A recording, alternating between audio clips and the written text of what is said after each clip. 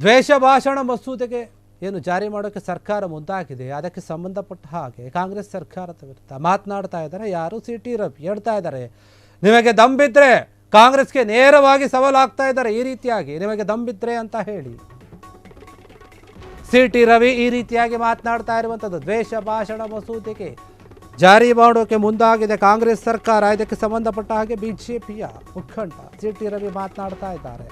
ಸನಾತನ ಧರ್ಮದ ಬಗ್ಗೆ ವಿಷ ಕಾರಿದ DMK ಮೈತ್ರಿಕೂಟ ಏನಿದೆ ಅದನ್ನು ಹೊರಗಾಕಿ ನೀವು ನಿಮ್ಮ ಒಂದು ಮೈತ್ರಿಕೂಟದಿಂದ ದ್ವೇಷ ಕಲಿಸುವ ಮಂತ್ರ ಮತ್ತು ಮತ ಗ್ರಂಥಗಳೇನಿದೆ ಅವನ್ನು ಹೊರಗೆ ಹಾಕಿ ಮಸೂದೆ ತರುವ ಕಾಂಗ್ರೆಸ್ ಸರ್ಕಾರದ ಉದ್ದೇಶದ ಬಗ್ಗೆ ಅನುಮಾನ ವ್ಯಕ್ತಪಡಿಸಿದಂತಹ ಸಿ.ಟಿ. ರವಿ, ಮತ ಮತ್ತು ಗ್ರಂಥಗಳ ಹೆಸರಿನಲ್ಲಿ ಎಷ್ಟು ಭಯೋತ್ಪಾದನೆ ನಡೆದಿದೆ, ಎಳೆ ಮಕ್ಕಳಿಗೆ ದ್ವೇಷವನ್ನು ಕಲಿಸ್ತಾ ಇದ್ದಾರೆ,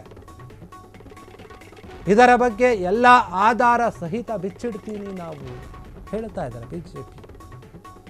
ಇವರಿಗೆ ದಮ್ಮಿದ್ರೆ ಆ ಮತಗಳು ಗ್ರಂಥಗಳನ್ನು ನಿಷೇಧ ಮಾಡಲಿ ಅಂತ ಹೇಳ್ತಾ ಇದ್ದಾರೆ. ಆಧಾರ ಸಹಿತ ನಿರೂಪಿಸಿದ ಮೇಲೆಯೂ ಕೂಡ ನಿಷೇಧ ಮಾಡಬೇಕಲ್ವ, ಯಾಕೆ ಮಾಡ್ತಾ ಇಲ್ಲ? ದ್ವೇಷ ಹೇಳಿಕೊಡುವವರನ್ನು ಮೊದಲು ಒದ್ದು ಒಳಗ ಹಾಕಬೇಕಲ್ವ, ಯಾಕೆ ಒದ್ದು ಒಳಗೆ ಹಾಕ್ತಾ ಇಲ್ಲ ನೀವು? ಎಳೆ ಮಕ್ಕಳನ್ನೇ ಭಯೋತ್ಪಾದಕರನ್ನಾಗಿ ಮಾಡುವವರನ್ನು ಒದ್ದು ಒಳಗಾಕಬೇಕಲ್ವ, ಯಾಕೆ ಹಾಕ್ತಾ ಇಲ್ಲ? ಆದರೆ ಮಸೂದೆ ತರಲು ಹೊರಟಿರುವಂತಹ ಸರ್ಕಾರಕ್ಕೆ ಅಂತಹ ದಮ್ ಇದೆಯಾ ಅಂತ ಪ್ರಶ್ನೆ ಮಾಡ್ತಾ ಇದ್ದಾರೆ ವಿಧಾನ ಪರಿಷತ್ ಸದಸ್ಯ ಹಾಗೂ ಬಿಜೆಪಿ ನಾಯಕ ಸಿ.ಟಿ. ರವಿ. ಈ ರೀತಿಯಾದಂತಹ ಪ್ರಶ್ನೆಯನ್ನು ಮಾಡ್ತಾ ಇದ್ದಾರೆ. ನಿಮಗೆ ದಮ್ಮಿದ್ರೆ ತಾಕತ್ತಿದ್ರೆ ನಿಮ್ಮ ಸರ್ಕಾರಕ್ಕೆ ನಿಜವಾಗ್ಲೂ ಕೂಡ ನಿಷೇಧ ಮಾಡುವಂತಹ ಶಕ್ತಿ ಇದ್ದರೆ ಮೊದಲು ಯಾರನ್ನ ನಿಷೇಧ ಮಾಡ್ತೀರಿ ಅಂದರೆ DMK ಪಕ್ಷ ಏನಿದೆ, ಸನಾತನ ಧರ್ಮದ ಬಗ್ಗೆ ಅವಹೇಳನಕಾರಿ ಅಥವಾ ವಿಷ ಕಾರುವಂತಹ ಈ ಪಕ್ಷವನ್ನು ನಿಮ್ಮಲ್ಲೇ ಮೈತ್ರಿಕೂಟದಲ್ಲಿ ಸೇರಿಸ್ಕೊಂಡಿದ್ದಾರಲ್ಲ ಅವರನ್ನು ನಿಮ್ಮ ಮೈತ್ರಿಕೂಟದಿಂದ ಹೊರಗೆ ಕಿತ್ತಾಕಿ ಮೊದಲು ನೋಡ್ತೀನಿ. ಅದರ ಜೊತೆಗೆ ದ್ವೇಷ ಕಲಿಸುವ ಮತ ಮತ್ತು ಗ್ರಂಥಗಳು ಯಾವ್ಯಾವಿದೆ ಅವೆಲ್ಲವನ್ನು ಕೂಡ ನಿಷೇಧ ಮಾಡಿ ಆ ನಿಷೇಧ ಮಾಡುವಂತಹ ತಾಕತ್ತು ನಿಮಗಿದೆಯಾ ಅಂತ ಸವಾಲು ಹಾಕ್ತಾ ಇದ್ದಾರೆ. ಮಸೂದೆ ತರುವಂತಹ ಸರ್ಕಾರ ಏನಿದೆ ಅದರ ಬಗ್ಗೆ ಸಾಕಷ್ಟು ಅನುಮಾನ ಇದೆ ನಮಗೆ. ಮತ ಮತ್ತು ಗ್ರಂಥಗಳ ಹೆಸರಿನಲ್ಲಿ ಎಷ್ಟೋ ಭಯೋತ್ಪಾದನೆ ಆಗ್ತಾ ಇದೆ. ಎಳೆಯ ಮಕ್ಕಳನ್ನು ಯುವಕರನ್ನು ದ್ವೇಷ ಮಾಡುವ ರೀತಿಯಲ್ಲಿ ಬೆಳೆಸ್ತಾ ಇದ್ದಾರೆ. ಇದರ ಬಗ್ಗೆ ಎಲ್ಲವೂ ನಾವು ಆಧಾರದ ಸಹಿತ ನಿಮ್ಮ ಮುಂದೆ ಇಡುತ್ತೀವಿ. ಅದನ್ನು ನಿಷೇಧ ಮಾಡುವ ದಮ್ಮು ನಿಮಗಿದ್ರೆ, ತಾಕತ್ತು ನಿಮಗಿದ್ರೆ ಅಂತಹ ಗ್ರಂಥಗಳನ್ನು ಮತಗಳನ್ನು ನೀವು ನಿಷೇಧ ಮಾಡಿ.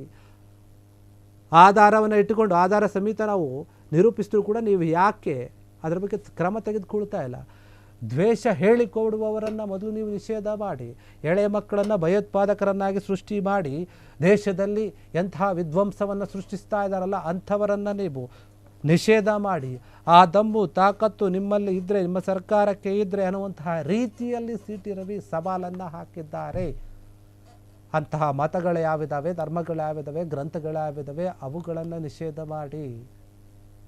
ಯುವ ಜನತೆಯ ದಾರಿ ತಪ್ಪಿಸುವಂತಹ ಕೆಲ ಗ್ರಂಥಗಳು, ಕೆಲ ಮತಗಳು ಅವರೇನಿದ್ದಾರೆ ಅವರನ್ನು ನೀವು ನಿಷೇಧ ಮಾಡಿ.